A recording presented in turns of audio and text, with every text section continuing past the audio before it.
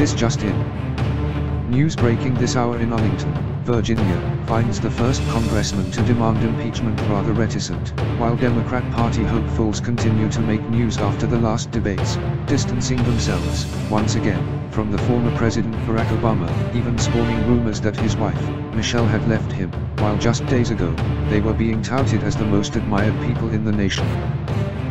What happened?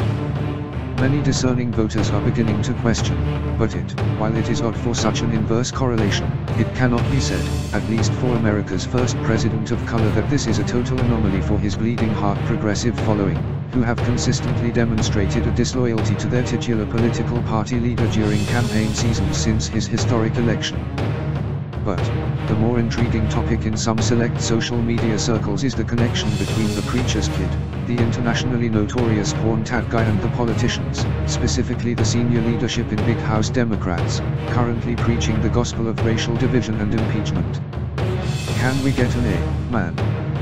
And, in Arlington, this week, although not curiously appearing in any news publication, it was the famed porn tat guy featured in Blue Virginia and Democrat Underground, while he sought to collect signatures to appear on the ballot for the public school board, and predicting his easy defeat, for whatever reason an easily defeated foe might merit such attention, who was making large waves below the radar, after tying the ever-elusive and wily, infamous no-low contender Ray Pleader, political don, and notorious intimidator, Jim Moran, to obstruction of justice, arising from successive failures to respond to summonses issued by the courts, producing a string of explanatory rules on legal topics to connect an assorted collection of leading Democrats, also prominent in the impeachment putsch, capping off with a fireworks finale flourish, submitting complaints and Crime Stopper tips to a list of congressional committees, including the House Oversight and Reform Committee, chaired by the current focus of a feud with the White House, Congressman Elijah Cummings, and of which Congressman Jerry Connolly is the chairman of the Committee of Government Operations, which exercises oversight for the Merit Systems Protection Board or MSPB, the House Permanent Select Committee on Intelligence, of which Congressman Adam Schiff serves as the chairman, House Speaker Nancy Pelosi, and House Majority Whip James Clyburn, as well as to Senator Jack Reed, the ranking Democrat on the Senate Armed Services Committee, as well as the ranking member on the Appropriations Subcommittee on Transportation, Housing and Urban Development. A rogues gallery of Democrat Party luminaries within the leadership, and, in what amounts to more than a mere coincidence, all playing key roles in the putsch to impeach the president. Major Mike Webb, a trained military intelligence analyst, with attainments in special operations and strategic counterintelligence, finds this more concerning in light of his introduction to these players in a national controversy because of the genesis of his introduction to them, what amounts to a bribe, in violation of 18 U.S.C. Section 201, Bravo, a felony punishable by fine and/or up to 15 years in federal prison, from senior military leaders at the Defense Intelligence Agency. Listed as the second impeachable offense in Article 2, Section 4 of the Constitution, after treason, Major Mike Webb notes the close connection of these, the only two specifically named offenses amongst the impeachable high crimes and misdemeanors, as they both require, essential to successful execution, the presence of a criminal conspiracy, rightly understood as an agreement between at least two persons to perform an unlawful act or purpose, and, historically, it is intriguing to note that an inchoate nation had these two serious concerns at the forefront of their considerations while endeavoring to begin an experiment in democracy. And this bribery transaction, described under the Racketeering Influenced and Corrupt Organization Act, or RICO Act, 18 U.S.C. Chapter 96, is yet the more concerning, as Major Mike Webb, deputized under the authority of that enactment as a federal racketeering investigator, began to fully grasp as a clear and present danger to national security when he met initial resistance to obtain information under the Freedom of Information Act, or FOIA. The agency, under the Department of Defense, initially provided a pretext of resistance, claiming an inability to comply with the request because of what amounted to only a small backlog. However, Major Mike Webb found resistance from the offices of both Congressman Beyer, at the time the incumbent legislator against whom Major Mike Webb was recognized in the local press as the loudest challenger and putative front-runner for the Republican nomination, as well as Senator Kaine, a member of the Senate Armed Services Committee, and the man who would only later become the vice presidential nominee for Hillary Clinton. Perhaps it is only mere coincidence and not prescient foresight that explains the circumstantial evidence of a key personality in the Clinton campaign having at least oversight over this transaction, but it is indisputable that Congressman Byer, as the titular leader of the most reliable Democrat Party district, and kingmaker in statewide elections, who was the heir apparent to succeed Senator Kane upon his ascendancy to the vice presidency, had a deep personal stake in the criminal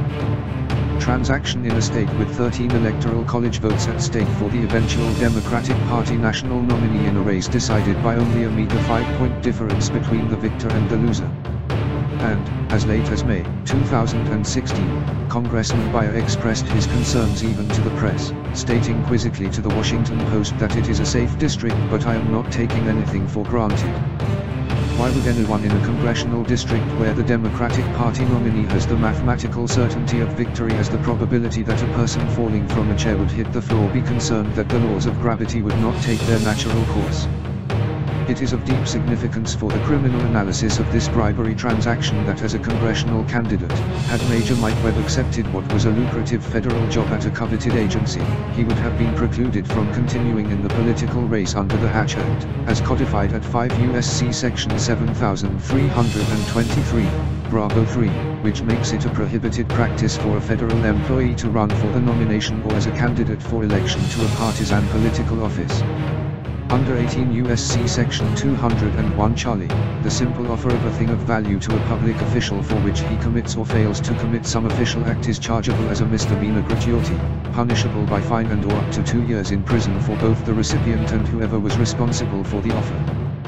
This nexus of a prohibited personnel practice with also a commission of a criminal act should have triggered an alarm when Major Mike Webb submitted a federal job applicant appeal of a personnel action to the MSPB, initially, in September 2017, but for some reason, despite receiving an acknowledgement of receipt, that complaint was lost. Suspect transaction, resistance from the offending agency, resistance from the legislators with oversight. Yet, to date, despite the provision in 5 U.S.C. 1221 Foxtrot 3 that makes it mandatory for any prohibited personnel practice or violation of law to be referred to the Office of the Special Counsel for investigation, no investigation has, to date, been initiated and no person, to date, has been charged with any wrongdoing.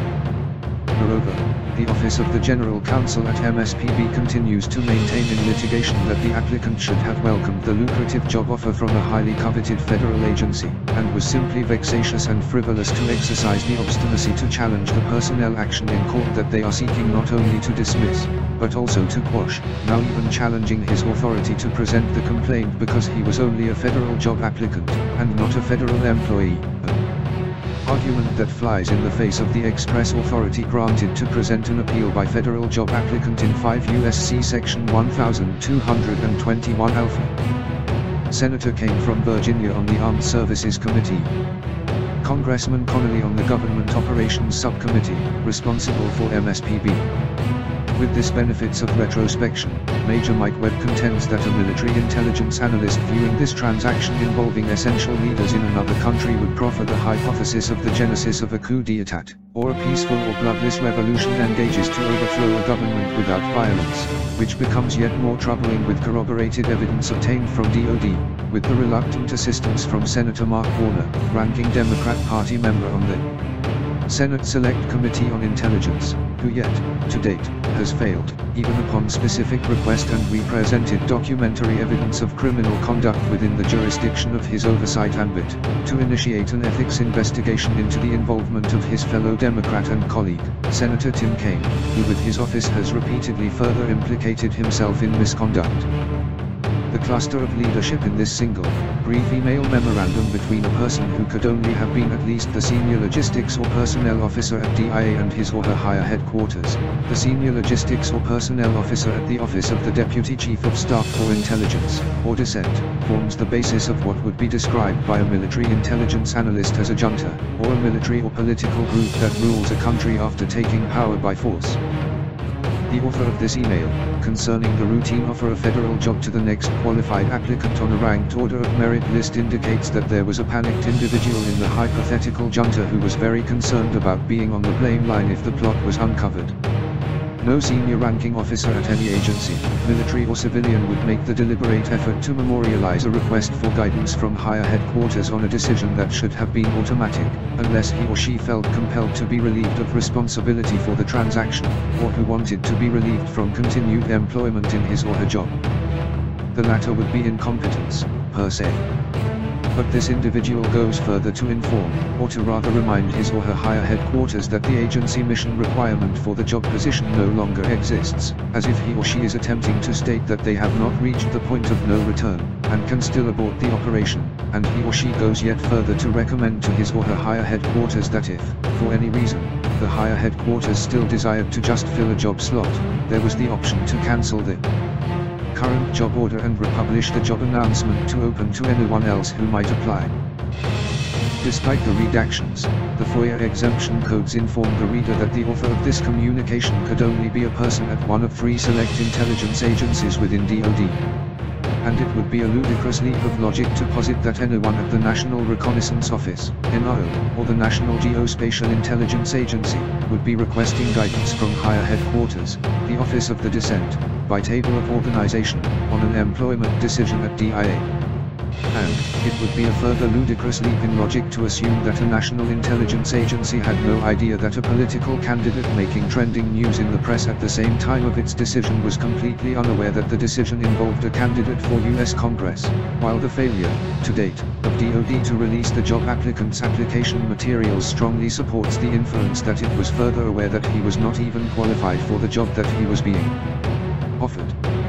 And more concerning than the temporal and geographically proximity of the agency and its headquarters at the Pentagon to the congressional candidate, is that this decision in an essentially criminal enterprise, revolutionary in consequence, could not have occurred without the knowledge of the Commander-in-Chief, and Chief Executive who had formally appointed the eventual winning nominee as his Secretary of State, for whom Congressman Bayer had served both as the ambassador to Switzerland,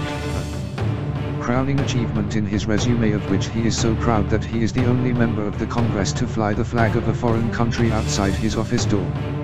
Moreover, beyond a reasonable doubt, there is no genuine issue of material fact, the standard for granting a summary judgment in civil court, that this illegal bribery transaction, punishable by fine up to 3 times the amount of the thing of value involved in the bribe, and or up to 15 years in prison, as well as disqualification from public service, could not have occurred without the exercise of undue influence, yet another felony, punishable by fine and up to 5 years in federal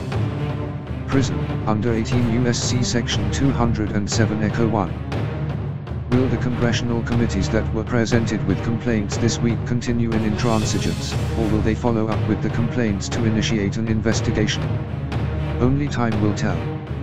Does this explain the other criminal enterprises that have sprung from these events, even with validated indicators of foreign subversive influence from criminal elements in Czechia? Does this explain the criminal actions of the Arlington Public School Board, going to the extent of committing embezzlement to retain legal services to defend against allegations arising from a political campaign? Does this explain the multiple actors that have committed serious crimes and escaped with impunity?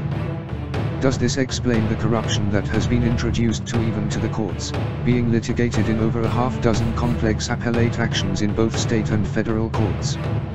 Does this explain the emboldened sense of resolve amongst zealous progressive activists engaging in acts of vandalism, burglary, and other criminal actions? Does this explain the bravado of even recent internet activists daring to post in public comments without shield of anonymity their ready willingness to commit identity theft, slander and fraud to obtain their goals? Conspiracy theory? Or clue, Cuckoo Mrs. Robbing's son is this tale in the descent of a man? Only time will tell, but this is the state of affairs at this late breaking news hour.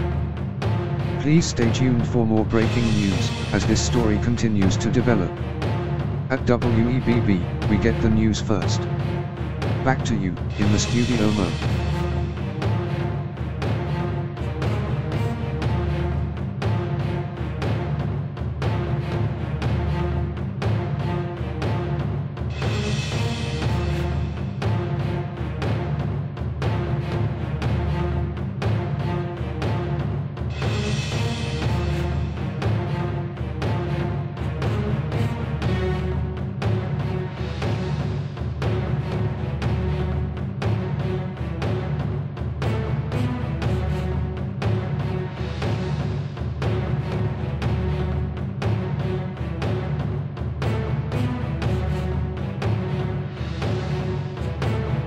This advertisement was authorized by Mike Webb.